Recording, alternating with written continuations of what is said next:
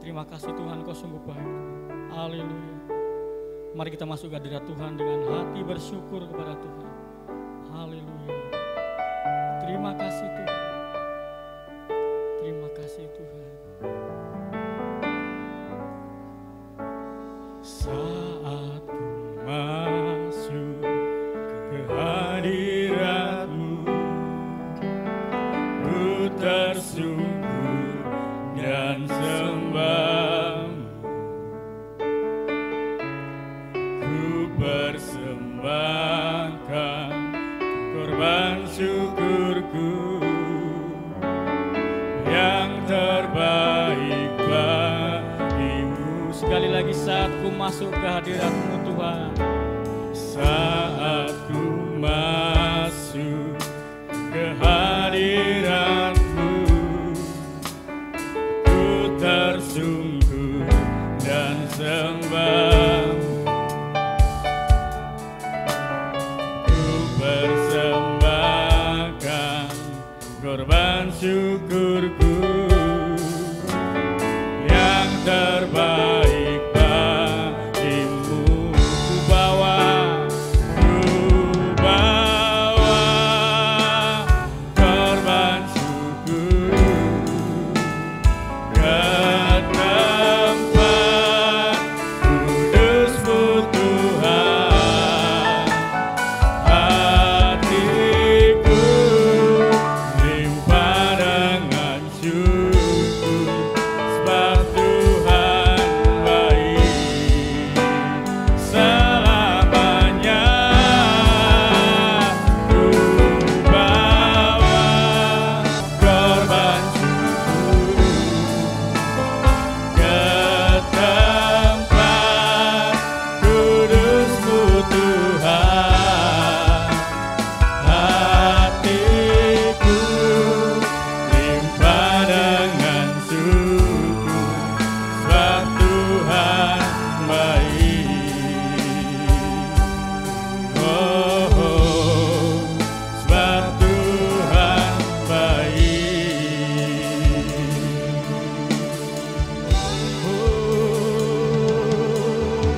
Haleluya. Engkau baik Tuhan, ku bersyukur. Hanya Kau yang kami sembah. Haleluya, haleluya. Inilah syukur kami Tuhan. Kami bersyukur Bapa, sebab Engkau baik. Haleluya. Terima kasih Tuhan, kami bersyukur Bapa.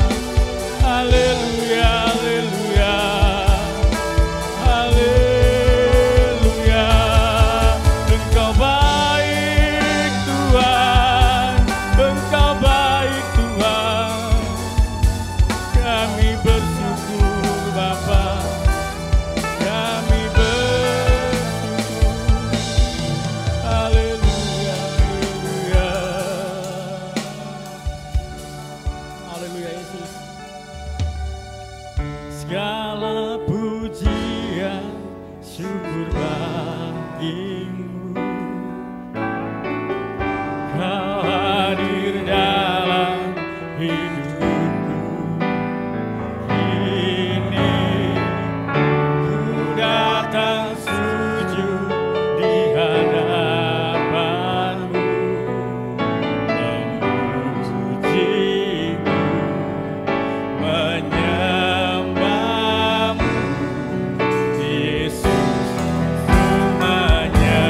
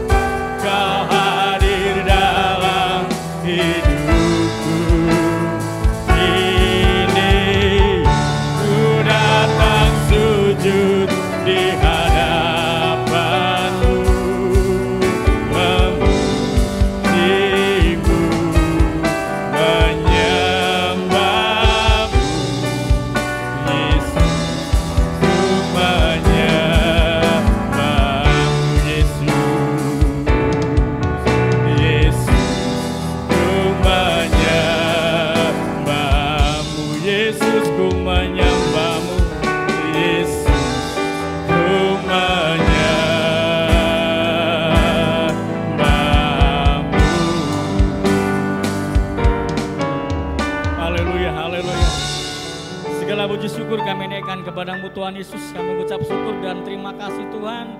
Kalau kami ada sebagai kami saat ini, itulah anugerah yang sudah Kau nyatakan dalam kehidupan kami. Terima kasih Tuhan, Kau sungguh baik, sangat baik dan teramat baik Tuhan. Terima kasih Tuhan Yesus. Kami serahkan Tuhan ibadah kami pada sore hari dari awal, pertengahan hingga akhirnya. Di dalam nama Tuhan Yesus kami sudah berdoa dan mengucap syukur. Haleluya. Amin. Bapak Ibu kami persilakan duduk. Haleluya Yesus. Mari kita bersorak-sorai dengan Tuhan. Mari kita nyatakan betapa baiknya Tuhan Yesus pada kita. Haleluya Yesus.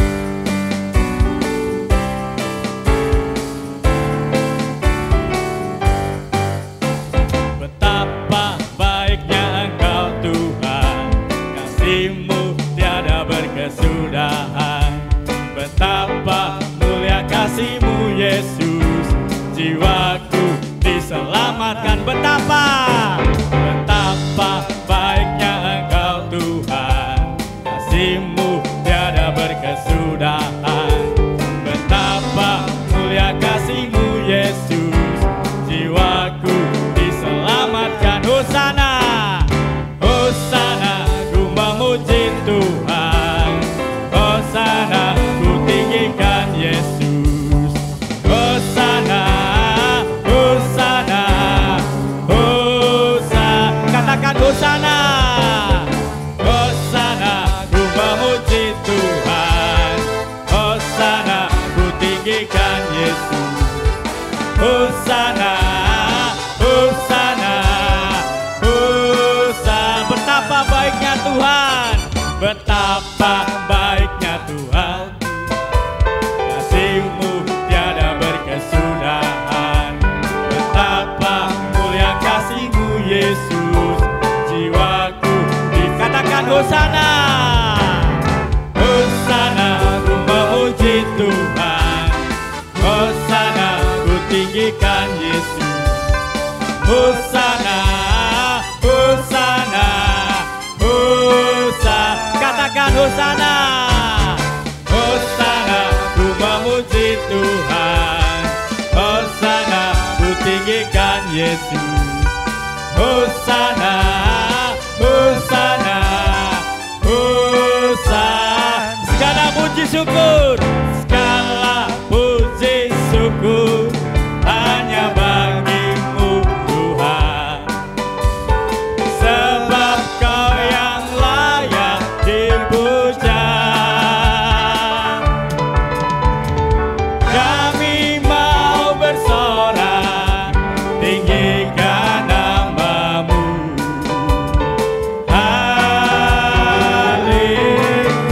Haleluya, soraklah haleluya.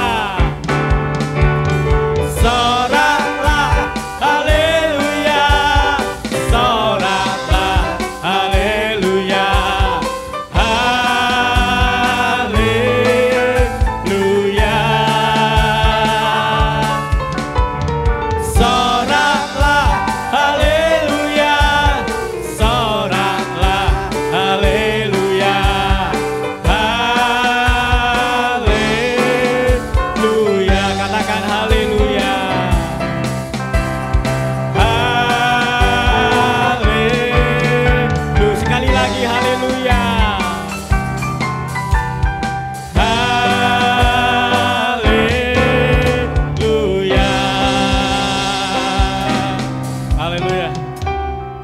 Terima kasih Engkau sungguh baik Tuhan. Haleluya Yesus. Terima kasih Tuhan, terima kasih. Bentar kita akan mendengarkan firman Tuhan. Mari kita siapkan hati kita, jiwa kita untuk mendengar. Haleluya. Terima kasih. Hanya Engkau Tuhan yang selalu ada buat kami Tuhan. Hanya Engkau Tuhan satu-satunya yang kami andalkan dalam hidup ini Tuhan. Hanya Engkau Tuhan Yesus. Terima kasih, terima kasih. Terima kasih Tuhan. Engkau Tuhan yang setia, selalu yang terbaik. Engkau Tuhan sandaranku, dan ku hanya akan berharap padamu. Satu-satunya yang ku andalkan Tuhan, satu-satunya yang ku andalkan, satu-satunya yang ku percaya. Engkau sumber kekuatan, sumber pengharapan, sumber kedamaian, satu-satunya, satu-satunya yang ku andalkan, satu-satunya yang ku percaya.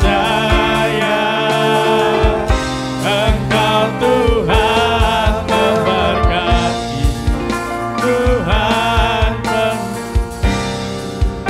Tuhan sekali lagi, hanya Engkau Tuhan satu-satunya yang kami andalkan. Haleluya. Satu-satunya yang ku andalkan, satu-satunya yang ku percaya.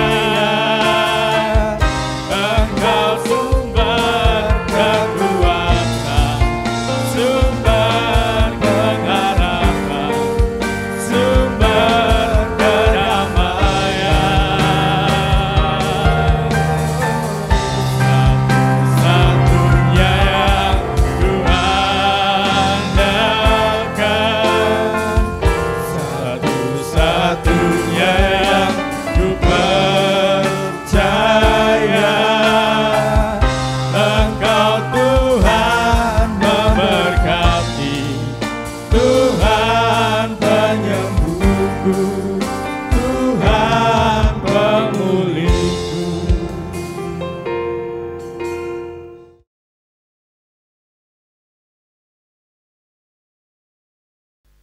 Shalom, selamat sore.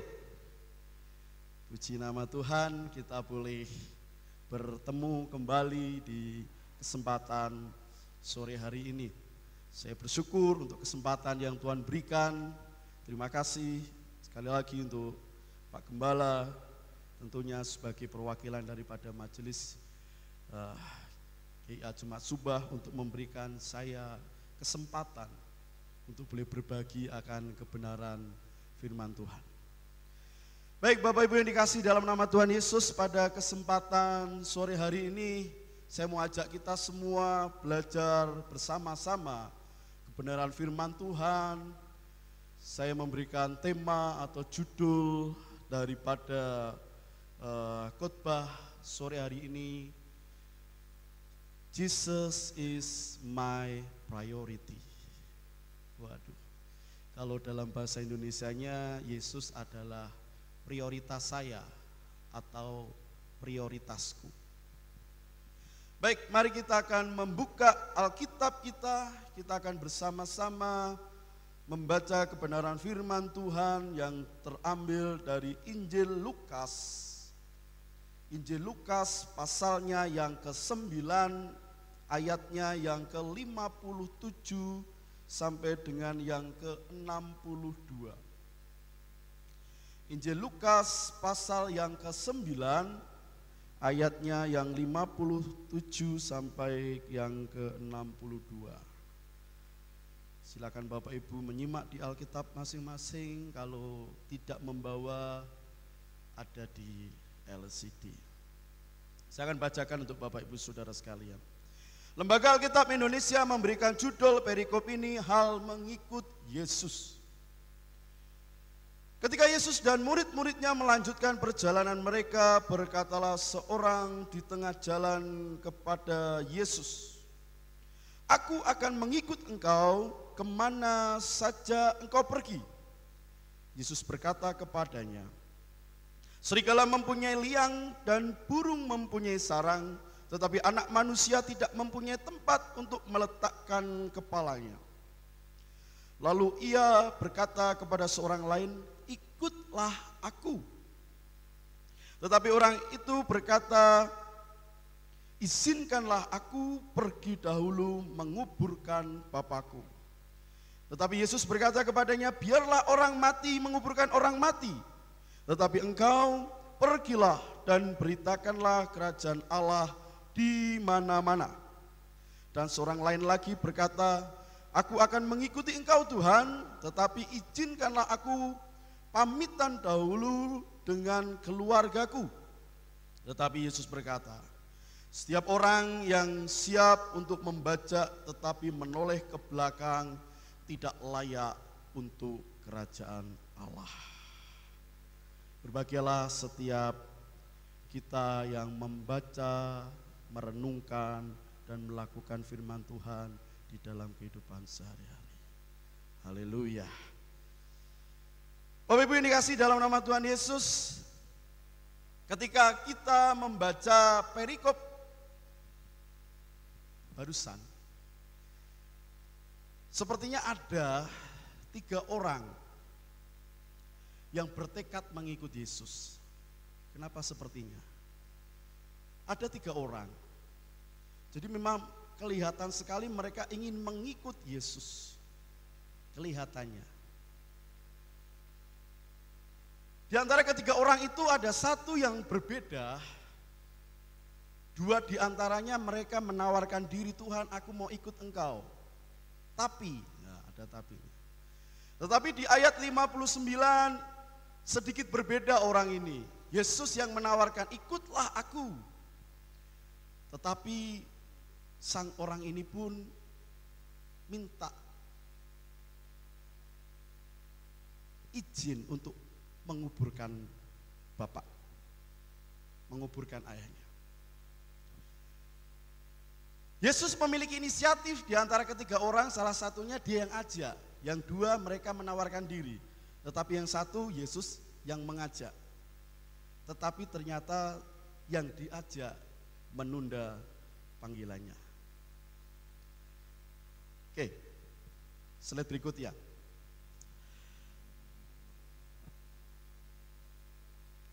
Alasan yang disampaikan oleh si orang yang menolak panggilan Yesus adalah, "Izinkan aku pergi dahulu menguburkan Bapakku." Kalau di dalam terjemahan lain, kata "izinkanlah aku menguburkan Bapakku" itu diartikan menunggu sampai bapaknya meninggal. Di dalam terjemahan sederhana bahkan dikatakan sebelum bapaknya meninggal dan dikuburkan. Artinya belum benar-benar meninggal bapaknya. Jadi ketika orang itu mengatakan, "Izinkan aku menguburkan Bapakku," bapak daripada orang itu belum meninggal. Ada berbagai kemungkinan. Kemungkinan ayahnya memang sudah lanjut usia, sudah tua, sudah sakit-sakitan, dan ia meminta izin untuk mengurus ayahnya sampai ayahnya mati. Nah, setelah melaksanakan tugasnya, melaksanakan tugas kasihnya sampai ayahnya mati, baru dia akan mengikut Yesus. Kelihatannya anak yang berbakti, bukan?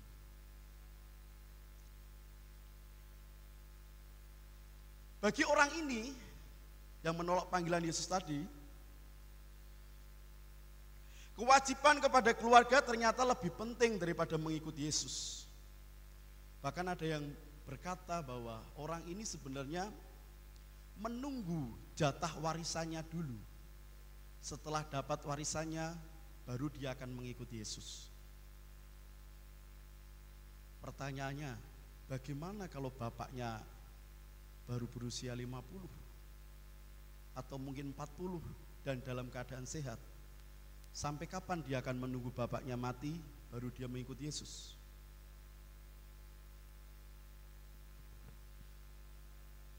Next. Jelas atau tidak ya? Ini adalah gambar contoh upacara perkabungan atau penguburan itu pada masa Yahudi. Maksudnya Israel kuno atau pada zaman Yesus ada itu. Dalam tradisi Yahudi memang sebuah penguburan, terutama penguburan keluarga apalagi orang tua, itu menjadi sebuah tradisi yang penting untuk seseorang. Kalau Bapak Ibu Saudara memperhatikan slide itu, ketika mengusung orang yang mati, jenazah diusung itu, di depan ada orang yang meniup nafiri atau seruling atau apalah alat-alat musik. Kemudian ada yang menari. Dan bukan hanya itu saja, keluarga harus membayar orang untuk meratapi orang yang meninggal itu. Harus diratapi. Sehingga untuk sebuah penguburan, sebuah perkabungan itu juga membutuhkan biaya yang mahal. Itu tradisi yang penting. Tetapi Yesus mengatakan bahwa memberitakan kerajaan Allah lebih penting daripada tradisi itu. Ingat Bapak Ibu, itu adalah tradisi dari bangsa Yahudi atau Israel kuno. Yesus ingin menekankan bahwa setiap hal itu memiliki saat yang krusial. Dan ketika saat itu tidak dimanfaatkan, belum tentu kesempatan itu akan datang lagi. Ketika Yesus mengajak orang itu adalah kesempatan dia mengikuti Yesus. Belum tentu nantinya dia akan diajak lagi ketika dia tidak mau langsung ikut.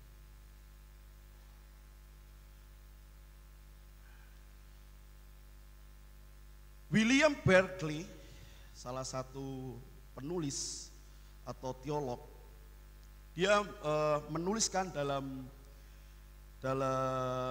bukunya, slide berikutnya, tentang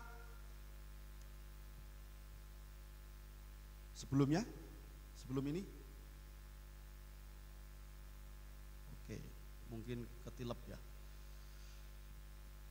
William Barclay menuliskan dalam sebuah bukunya, dia menceritakan ada seorang pejabat Inggris yang bercerita bahwa ada seorang pemuda dari Arab yang mendapatkan beasiswa untuk sekolah atau studi lanjut atau kuliah di sebuah universitas yang populer, bukan hanya di Inggris tapi di dunia.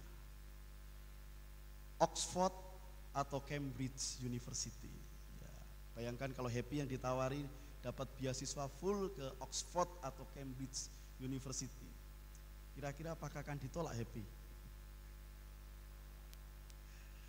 Tapi anehnya jawab pemuda itu kepada sang pejabat yang menawarkannya. Dia mengatakan, saya akan menerima beasiswa itu setelah saya menguburkan ayah saya. Dan ternyata ayah daripada si pemuda itu baru berusia 40 tahunan. Dan sehat lagi. Kalau mungkin ya maaf kata sudah sekarat, oke lah. Ayahnya baru umur 40 dan sehat. Dia mau terima tawaran itu tetapi nunggu ia menguburkan ayahnya. Yang gambar Oxford gak ada ya? Berarti belum kesimpan. Oke. Kira-kira dia akan mendapat kesempatan lagi enggak ketika dia mengatakan menunggu bapaknya sampai mati, menunggu bapaknya sampai meninggal, menunggu sampai dia menguburkan bapaknya. Saya yakin sudah tidak ada kesempatan lagi. Kenapa? Karena tadi kesempatan tidak selalu datang dua kali. Nah, oke, next. Ada 3 godaan dalam kita mengikut Yesus. Ternyata untuk mengikut Yesus juga tidak semudah, semulus yang dibayangkan semua orang. Ada 3 godaan dalam kita mengikut Yesus. Yang pertama, kita tergoda untuk hidup terlalu santai ketika menjadi seorang murid Yesus. Coba silakan Bapak Ibu perhatikan gambar itu. Suasana kelas itu. Saya nemunya kebetulan kelas, nggak tahu kelas apa itu. Ada yang pakai jilbab soalnya. Ketika sang guru mengajar, ada yang tidur, ada yang ngobrol sendiri, ada yang main HP, ada yang berbincang atau apalah. Kurang lebih ini menunjukkan bagaimana santuinya, kalau bahasa orang sekarang, betapa santuinya para pelajar-pelajar itu. Saya kenal dengan satu mahasiswa di Abdiel sejak saya pertama kali masuk kuliah. Dia latar belakangnya, keluarganya ya bisa dibilang kurang mampu. Anak seorang hamba Tuhan tapi kurang mampu. Dia mengajukan beasiswa untuk bisa melanjutkan kuliah di Abdiel. Ya sebenarnya saya juga sama, saya juga termasuk kurang mampu karena saya juga mengajukan beasiswa konteksnya. Ketika saya ngobrol dari awal dengan anak itu, dia selalu menyampaikan, dia panggil saya kak, aku pengen segera menyelesaikan kuliah di sini, kuliah pengen tepat waktu supaya bisa membanggakan orang tua. Alasannya seperti itu. Dan ya pokoknya aku akan berusaha. Awalnya seperti itu. Ternyata berjalannya waktu, seiring berjalannya waktu, tidak seperti yang dia katakan, Bapak Ibu Saudara. Ketika di dalam perkuliahan, hampir seperti yang ada di gambar itu. Yang dia lakukan terlalu santai. Dia ketika kuliah kadang-kadang sambil main HP, tugas-tugas ya sak tetai bahasanya dikerjakannya. Sehingga singkat cerita 2 semester ini dia harus terpaksa cuti. Cuti karena nilainya menurun dan dia diputus beasiswanya dari kampus. 2 semester ini. Ketika semester yang lalu dia diputus, karena beasiswa kampus itu sebenarnya dia dapat, saya dapat. Tahun kemarin dia nggak dapat karena nilainya anjlok, saya masih dapat. Tahun ini, pandemi ini, semester ini pukul rata, semua tidak dapat beasiswa. Tapi bersyukurnya saya masih bisa tetap kuliah, tapi dia tidak. Ternyata tanpa kita sadari, kadang-kadang dosen pimpinan juga melihat bagaimana kesungguhan setiap mahasiswanya. Sehingga untuk biaya kuliah semester ini, yang biasanya saya ditanggung oleh gereja Korea, ada orang-orang baik di luar sana yang mengusahakan dengan sendirinya tanpa saya meminta bantuan. Sekalipun nggak langsung ditutup lunas. Ada dosen, Pak, ini saya cicilkan sekian, wah puji Tuhan. Ada beasiswa lain yang saya dapatkan, beasiswa buku bisa saya gunakan juga untuk mencicil. Intinya saya masih bisa kuliah sampai sekarang. Tapi teman saya itu berhenti sementara. Pihak kampus sudah memperingatkan kalau semester depan dia nggak masuk, dia akan di DO atau drop out atau dikeluarkan. Nah terkadang godaan terlalu santai itu bisa menjadi blunder bagi setiap kita. Salah satunya teman saya tadi itu. Yang kedua, apa yang menggoda kita ketika kita mengikuti Yesus? Yang kedua, kita tergoda untuk menunda kesempatan ketika kita diberikan waktu untuk melayani Tuhan. Kesempatan yang diberikan kepada kita, kadang-kadang kita berpikir ketika kita ditawari untuk melayani, nanti sajalah pelayanan.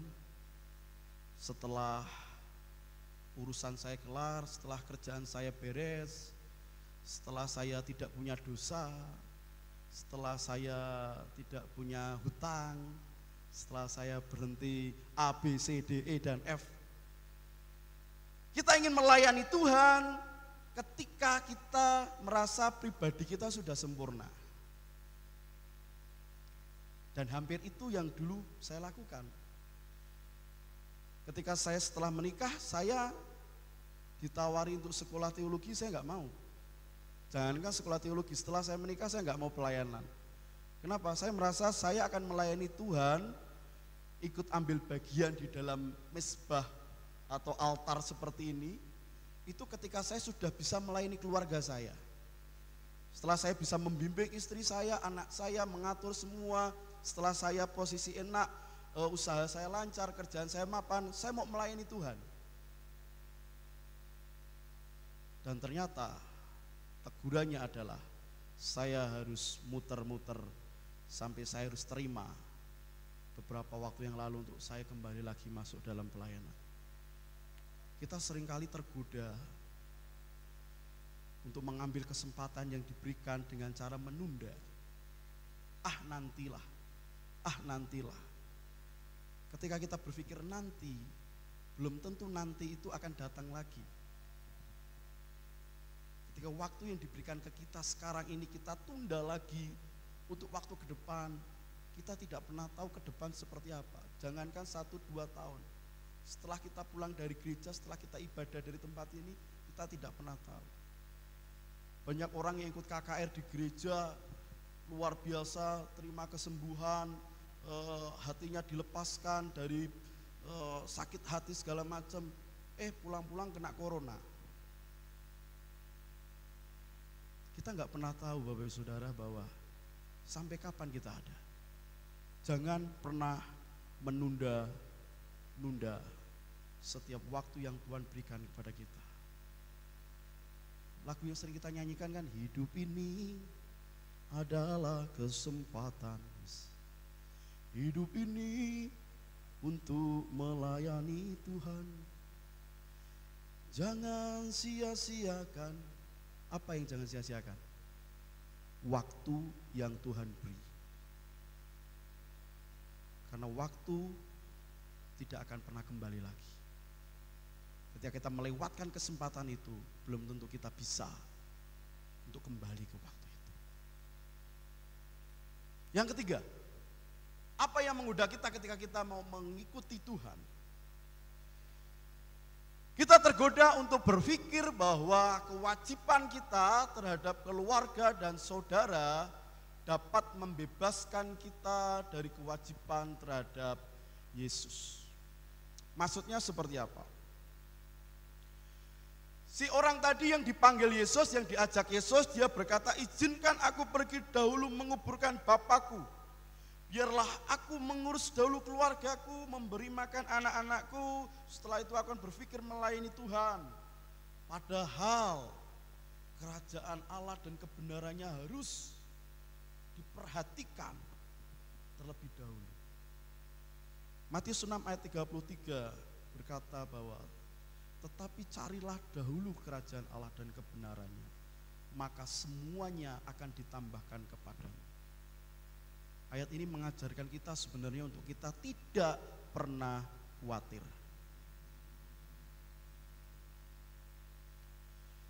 Jawaban Yesus atas permintaan orang tadi yang minta izin untuk menguburkan ayahnya terlebih dahulu. Di ayat 60 jawabannya, biarlah orang mati menguburkan orang mati. Wih, rasanya tadi malam saya sempat diskusikan dengan anak-anak RBK. Biarkan orang mati menguburkan orang mati. Masuk iya sih? Ternyata di dalam terjemahan lain juga sedikit berbeda. Yang dimaksud biarkan orang mati menguburkan orang mati diterjemahkan biarlah orang yang tidak memiliki hidup yang kekal itu mengurus hal yang semacam itu sendiri. Atau di terjemahan lain lagi dikatakan biarlah orang yang mati secara rohani menunggu kematian sesama mereka. Jadi bukan mati secara fisik. Tapi taruhlah ya, kita berandai-andai, anggaplah bahwa hal itu benar di zaman Yesus itu. Bahwa orang mati akan menguburkan orang mati. Sekalipun kalau dipikir ya tetap gak mungkin, gimana ceritanya orang mati akan menguburkan orang mati. Atau bahwa hanya ada orang mati yang akan menguburkan sesama yang mati, atau hanya ada orang yang lanjut usia yang mendekati ajalnya, kondisinya sama dengan orang mati. Sekalipun ini, tadi kan berandai-andai, sekalipun itu benar. Tapi Yesus berkata lain loh, Yesus berkata seperti ini. Engkau tuh punya tugas lain. Pergilah dan beritakanlah kerajaan Allah di mana-mana. Ini berarti sebenarnya bukan Yesus mengajarkan kepada kita sesuatu yang gak wajar, bukan. Bukan seperti itu. Jelas sekali kalau tadi berbicara tentang orang tua, firman Tuhan sangat jelas mengatakan bahwa hormatilah ayah dan ibumu supaya lanjut umurmu di tanah yang diberikan Tuhan Allahmu kepadamu. Apakah bertentangan ketika tadi ada orang yang ngomong izinkan aku menguburkan ayahku, katanya aku harus menghormati ayah ibuku? Bukan seperti itu. Seringkali agama mengajarkan kita agar kita hidup saleh di rumah, membalas budi orang tua dan berbuat hal baik lainnya. Namun jangan sampai tugas-tugas ini menjadikan alasan bagi kita untuk meninggalkan kewajiban kita kepada Allah. Jangan sampai hubungan kita dengan orang terdekat kita membuat kita menyimpang daripada tujuan kita menjadi seorang murid Yesus. Seorang murid, seorang pelayan seperti halnya seorang prajurit. Dalam 2 Timotius 2 ayat 4 dikatakan bahwa seorang prajurit tidak akan memusingkan apa yang menjadi kepentingan pribadinya. Dia akan fokus pada tujuannya supaya dia berkenan kepada komandannya. Siapa komandan kita? Kalau sebagai prajurit, Yesus adalah komandan kita. Jadi jangan ada alasan apapun juga yang dapat mengganggu kita untuk menggenapi panggilan Yesus. Slide berikutnya, kesimpulan. Mengikut Yesus, dari sini gak kelihatan malah. Mengikut Yesus berarti melepaskan diri dari ikatan-ikatan yang mengalihkan perhatian kita dari Yesus. Itu yang pertama. Mengikut Yesus juga harus dilakukan dengan segera. Kalau tadi dikatakan di ayat 62, jangan menoleh ke belakang. Bisa diartikan dengan segera. Dan mengikut Yesus itu adalah hak yang istimewa Bapak Ibu Saudara. Tapi memang tidak selalu mudah. Tetapi ketika kita ingat apa yang sudah Yesus lakukan kepada kita, pengorbanannya dia di kayu salib, harusnya itu cukup membuat kita untuk menyadari betapa berharganya pengorbanan dia. Dan apa yang bisa kita lakukan selain kita memiliki sebuah komitmen untuk kita mengikut Yesus dengan segenap hati kita. Mengikut Yesus berarti memprioritaskan karya kerajaan Allah melampaui hal-hal yang lain. Yang itu berarti bahwa mengikut Yesus itu menjadikan Yesus sebagai prioritas di dalam hidup kita. Lalu aplikasinya seperti apa? Banyak sekali cara kita mengaplikasikan daripada ayat ini. Tetapi hal yang paling sederhana yang bisa kita lakukan yang tanpa kita sadari adalah dengan kita datang beribadah di gereja. Loh, kok datang beribadah di gereja? Kenapa harus ke gereja? Kenapa sih nggak online saja? Kan sekarang pandemi toh, malah dianjurkan untuk ibadah online. Bapak Ibu dikasih dalam nama Tuhan Yesus, beberapa waktu yang lalu kalau Bapak Ibu sudah ingat, Pak Gembala pernah menyampaikan tentang 3 pilar gereja. Ada koinonia, marturia, dan diakonia. Koinonia menjadi salah satu yang terpenting. Kenapa? Persekutuan yang intim di dalam Tuhan. Ibrani 10 ayat 25 mengatakan janganlah menjauhkan diri dari pertemuan-pertemuan ibadah kita seperti dibiasakan oleh beberapa orang, tetapi hendaklah kita melakukannya dan saling menasihati menjelang hari Tuhan yang semakin dekat. Persekutuan yang saling mengasihi dan saling menasihati hanya ada ketika kita berkumpul di dalam gerejanya. Cara kita menunjukkan kasih kita kepada Tuhan itu berarti bahwa kita mengasihi sesama kita. Bagaimana cara kita mengasihi sesama kita ketika kita tidak berelasi dengan sesama kita? Karena hakikat sebenarnya manusia itu adalah ketika dia berelasi dengan sesamanya. Salah satu contoh yang sangat-sangat mudah kita jumpai bagaimana orang yang memprioritaskan hidupnya untuk Tuhan dalam ibadah adalah ketika Bapak Ibu Saudara melihat saudara-saudara muslim. Mereka 5 kali dalam sehari sholat, apalagi yang namanya sholat Jumat. Ketika tiba waktunya mereka sholat, apapun yang ada ditinggalkan. Tamu sepenting apapun, Pak nuwun sewu tak tinggal sholat rumiyin. Bagaimana dia mencoba mengutamakan hal yang penting, membuat sebuah prioritas dibandingkan dengan yang lain. Kita hanya seminggu sekali ibadah raya, diselingi ibadah tengah pekan. 1 maksimal 2 jam. Selama pandemi ini kita tidak pernah sampai 2 jam ibadah. Ibadah kita jam 5 sore. Pagi yang punya toko kita bisa buka toko. Yang usaha bekerja kita bisa bekerja. Tapi setidaknya kita luangkan waktu untuk kita datang beribadah kepada Tuhan. Kita harus menyadari bahwa sudah terlalu banyak yang Tuhan kasih ke kita. Apakah masih kurang ketika kita ngomong ning gereja nerak kerja yo enggak mangan? Bapak Ibu Saudara, ketika kita bisa berdiri, bisa berada di tempat ini dengan keadaan sehat, apakah itu tidak cukup untuk menyatakan bahwa Allah itu baik dalam hidup kita? Ketika kita masih ada di rumah, punya tempat tinggal, masih bisa makan, bukankah itu sudah cukup membuktikan pemeliharaan Tuhan kepada kita? Hal yang sepele, 1 sampai 2 jam. Kadang-kadang kita tergoda untuk melakukan aktivitas yang lain. Bekerja boleh bekerja, harus bekerja. Bahkan firman Tuhan berkata kalau nggak mangan jangan kerja. Balik ya, kalau nggak kerja jangan makan. Firman Tuhan seperti itu. Tetapi janganlah pekerjaan itu yang menjadi prioritas kita. Saya akan akhiri khotbah saya dengan sebuah klip, cuma 1 menit video dari seorang public figure yang filmnya saya sangat senang. Saya tonton terakhir kali di bioskop sebelum pandemi dengan istri saya.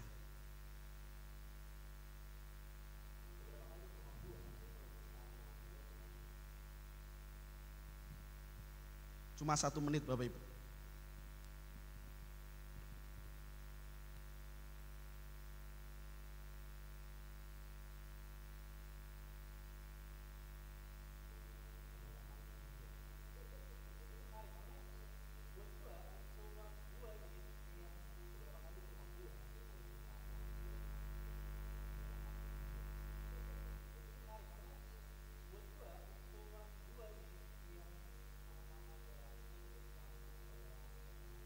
Very spiritual itu buat gue lumayan jarang dan menemukan orang kayak lo yang gila.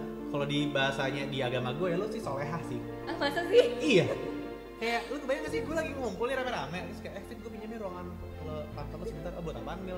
Iya gue mau ada Zoom meeting. Oh meeting apa? Kerjaan? Enggak gue mau apaan namanya itu? Bible study. Bible study. Sebenarnya tuh karena ini sih kayak gue menyadari kalau lo percaya gak sih kalau semua berkat yang lo dapet itu tuh dari Tuhan? Iya. Tapi kadang-kadang kita tuh suka salah prioritas itu. Jadi kita kejar berkatnya tapi kita nggak kejar yang ngasih berkat. Gue tuh nggak pengen aja kalau akhirnya prioritasnya tuh berubah karena kesibukan, karena teman dan lain-lain. Oke, singkat cuma 1 menit. Saya sudah sekian kali nonton, tapi setiap kali nonton saya jadi merinding. Statement daripada Jessica Mila, artis itu namanya Jessica Mila. Film yang saya suka itu judulnya Imperfect. Dia mengatakan, bahasanya dia, lo sadar gak sih bahwa semua berkat yang lo terima sekarang ini asalnya dari Tuhan? Bahasanya dia.